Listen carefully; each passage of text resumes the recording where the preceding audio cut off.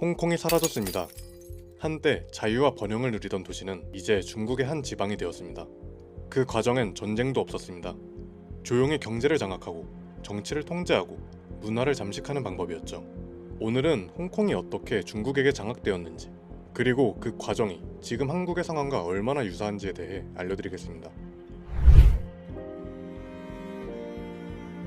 영국이 홍콩을 떠날 때 중국은 일국양제, 즉 하나의 나라, 두 개의 체제를 약속했습니다. 홍콩은 중국에 속하지만 50년간 자치권을 유지하고 자유시장 경제를 보장받고 언론 표현의 자유를 보장받습니다. 이것이 중국이 홍콩에게 지켜줘야 할 최소한의 선이었습니다. 그런데 50년은커녕 단 20년도 지나지 않아 이 약속은 폐기되었습니다. 중국은 처음부터 홍콩을 천천히 집어삼킬 계획을 세우고 있었던 것입니다. 중국은 천천히, 아주 조용히 홍콩 내부로 스며들기 시작했습니다. 중국 출신 인구를 늘리고 친중 성향 정치인을 배치하고 경제적으로 종속시키고 중국 문화를 침투시켰습니다. 이 모든 과정이 쌓이며 중국의 입김이 강해지자 2019년 홍콩 시민들의 저항이 시작됩니다. 2019년 6월 200만 홍콩 시민들은 거리로 나왔습니다. 그들이 외친 단 하나의 요구, 우리를 중국 본토로 넘기지 마라. 중국이 추진한 범죄인 인도법이 통과되면 중국이 범죄자라고 주장하는 사람은 중국에 강제 송환됩니다. 재판도 증거도 필요하지 않습니다. 중국이니까요.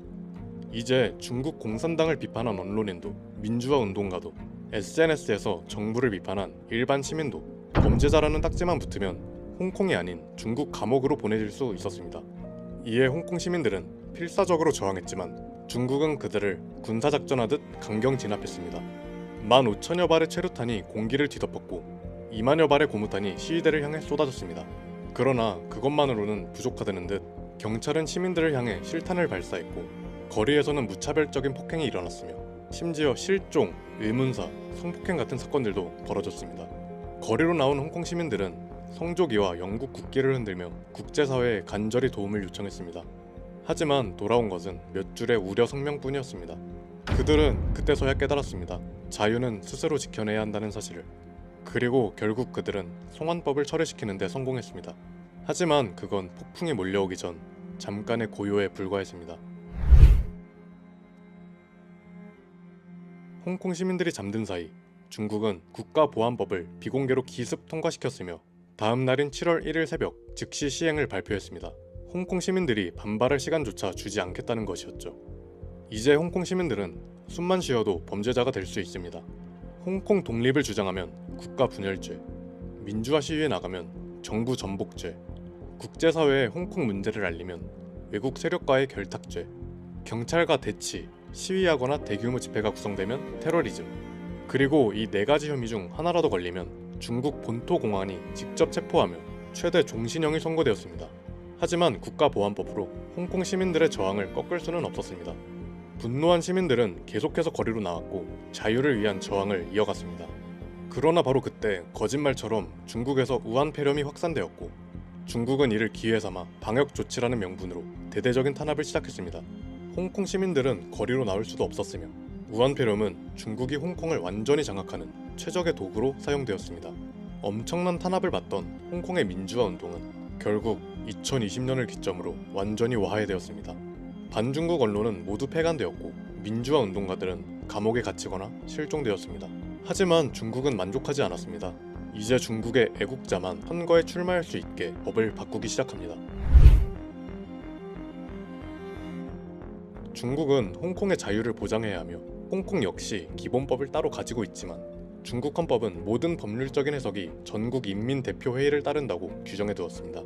2021년 중국은 이를 악용하여 가장 큰 중국의 정치 행사인 양회에서 홍콩의 선거 제도를 개편하였으며 민주주의의 마지막 흔적마저 지웠습니다. 애국자, 즉 중국 공산당과 중앙정부를 지지하는 후보만 선거에 출마할 수 있도록 변경시켰습니다. 입법회 의원 수는 증가했지만 직접 선출 가능한 의석수는 감소시켰으며 행정장관을 뽑는 선거위원회도 친중 인사 중심으로 개편시켰습니다. 이제 홍콩에서 야당 후보는 출마조차 할 수 없게 되었습니다. 홍콩의 정치 시스템이 완전히 중국의 통제 하에 들어간 것입니다. 이제 홍콩에서는 친중 인사만 선거에 출마할 수 있으며 반정부 성향 정치인은 선거 전 단계에서 탈락됩니다. 그 결과 홍콩의 유일한 야당도 해산 절차를 밟으며 민주주의의 종언을 선언했습니다. 이제 홍콩에서는 매주 오성홍기 개양식을 의무적으로 시행하며 중국 공산당의 역사와 위대함을 강조하는 교육을 받고 홍콩은 중국의 일부라는 개념을 주입받습니다. 한때 자유와 번영을 누리던 홍콩은 이제 완전히 사라졌습니다. 그리고 이제 그들의 다음 목표는 어딜까요?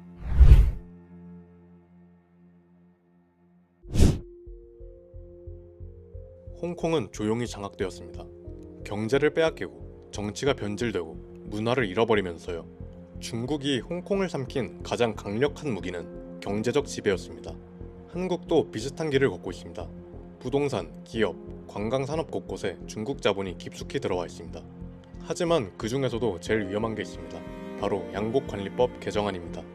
이 법은 쌀이 남으면 정부가 다 사준다는 법안으로 표면적으로는 농민 보호를 위한 정책처럼 보입니다.